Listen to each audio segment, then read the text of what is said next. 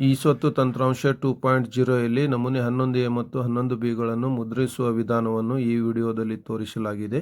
ಮೊದಲನೇದಾಗಿ ನೀವು ಈ ಸ್ಕ್ರೀನ್ ಮೇಲೆ ತೋರಿಸಿರುವ ವೆಬ್ಸೈಟ್ ಅಡ್ರೆಸ್ಸನ್ನು ನಿಮ್ಮ ಮೊಬೈಲ್ ಅಥವಾ ಕಂಪ್ಯೂಟರ್ ಬ್ರೌಸರ್ನಲ್ಲಿ ಓಪನ್ ಮಾಡಿಕೊಳ್ಳಿ. ಅಲ್ಲಿ ನಿಮ್ಮ ಮೊಬೈಲ್ ನಂಬರನ್ನು ದಾಖಲಿಸಿ ಹಾಗೂ ಕ್ಯಾಪ್ಚಾ ಕೋಡನ್ನು ದಾಖಲಿಸಿ ಸೆಂಡ್ OTP ಮೇಲೆ ಕ್ಲಿಕ್ ಮಾಡಿ. OTP ಬಂದ ನಂತರ OTP ದಾಖಲಿಸಿ ಜೊತೆಗೆ ಕ್ಯಾಪ್ಚಾ ಕೋಡನ್ನು ದಾಖಲಿಸಿ ಲಾಗಿನ್ ಮೇಲೆ ಕ್ಲಿಕ್ ಮಾಡಿ. ನಂತರ ನಿಮ್ಮ ಜಿಲ್ಲೆ, ತಾಲೂಕು, ಗ್ರಾಮ ಪಂಚಾಯಿತಿ, ಗ್ರಾಮ ಮತ್ತು ಆಸ್ತಿ ಹುಡುಕುವ ವಿಧಾನವನ್ನು ಆಯ್ಕೆ ಮಾಡಿಕೊಳ್ಳಬೇಕಾಗುತ್ತದೆ. ನಾನು ಇಲ್ಲಿ ಉದಾಹರಣೆಗೆ ಬಾಗಲಕೋಟೆ ಜಿಲ್ಲೆ, ಇಳಕಲ್ ತಾಲೂಕು, ಹಿರೇಸಿಂಗನಗುತ್ತಿ ಗ್ರಾಮ ಪಂಚಾಯಿತಿಯ ಹಿರೇಸಿಂಗನಗುತ್ತಿ ಗ್ರಾಮವನ್ನು ಆಯ್ಕೆ ಮಾಡಿಕೊಳ್ಳುತ್ತೇನೆ. ಜೊತೆಗೆ ಆಸ್ತಿಯ ವಿಧವನ್ನು ಪ್ರಾಪರ್ಟಿ ID ಮೇಲೆ ಸರ್ಚ್ ಮಾಡಲು ಆಯ್ಕೆ ಮಾಡಿಕೊಳ್ಳುತ್ತೇನೆ. ಇಲ್ಲಿ ಪ್ರಾಪರ್ಟಿ ನಂಬರನ್ನು ದಾಖಲಿಸಿ ಸರ್ಚ್ ಮೇಲೆ ಕ್ಲಿಕ್ ಮಾಡಿ. ನಂತರ ಕೆಳಗೆ ಆಸ್ತಿ ವಿವರಗಳು ತೋರಿಸುತ್ತದೆ.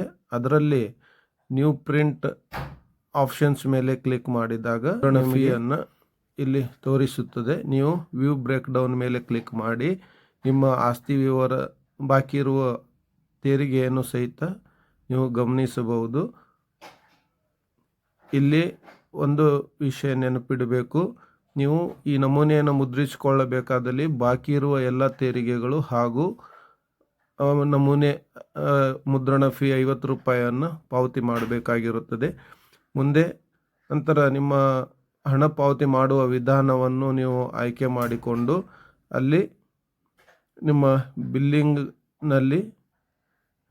ಬಿಲ್ಲಿಂಗ್ ಇನ್ಫಾರ್ಮೇಷನಲ್ಲಿ ಬಿಲ್ಲಿಂಗ್ ನೇಮ್, ಅಡ್ರೆಸ್ ಮತ್ತು ಪಿನ್ ಕೋಡ್ ದಾಖಲಿಸುವುದು ಕಡ್ಡಾಯವಾಗಿರುತ್ತದೆ. ಜೊತೆಗೆ ಮೊಬೈಲ್ ನಂಬರ್ ಹಾಗೂ ಇಮೇಲ್ IDಯನ್ನು ಸಹಿತ ದಾಖಲಿಸುವುದು ಕಡ್ಡಾಯವಾಗಿರುತ್ತದೆ.